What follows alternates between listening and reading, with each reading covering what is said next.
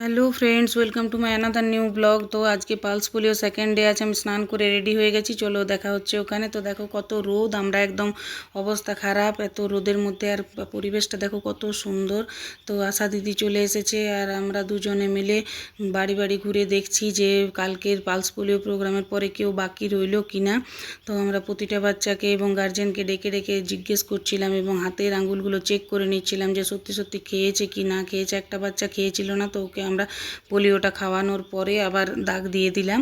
তো এইভাবেই আমাদের কাজ করতে হয়। তো আশা দিদিদের কাজ হচ্ছে বাড়ি বাড়ি গিয়ে ঘুরিয়ে খাওয়া এবং আমাদের কাজ হচ্ছে সুপারভাইজ করা, অর্থাৎ আমার 5টা গ্রামের প্রতিটা আশাকে আমি এইভাবে গিয়ে দেখি যে তারা ঠিকঠাক কাজ করছে কি না। তো দেখো দেওয়ালে সাইন করে এবং আমি একটা আলাদা গ্রামে চলে এলাম। এখানে আমার আরেকজন আশা দিদি আছে।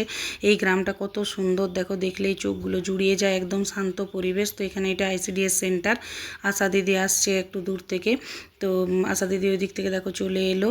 তো এসে নিয়ে এবারে কাজ শেষের পরে আশা দিদি পৌঁছে গেল একটা আম বাগানের ভেতরে। একটা বিশাল নালা আছে, যে নালাটা মানে দেখলেই আমার ভয় লাগছিল। তো ওটা ডিঙ্গিয়ে একদম ভিতরে চলে গেলাম। আমি ভাবলাম কী ব্যাপার, তো দেখছি যে গিয়ে নিয়ে আম পাড়তে শুরু করে দিয়েছে।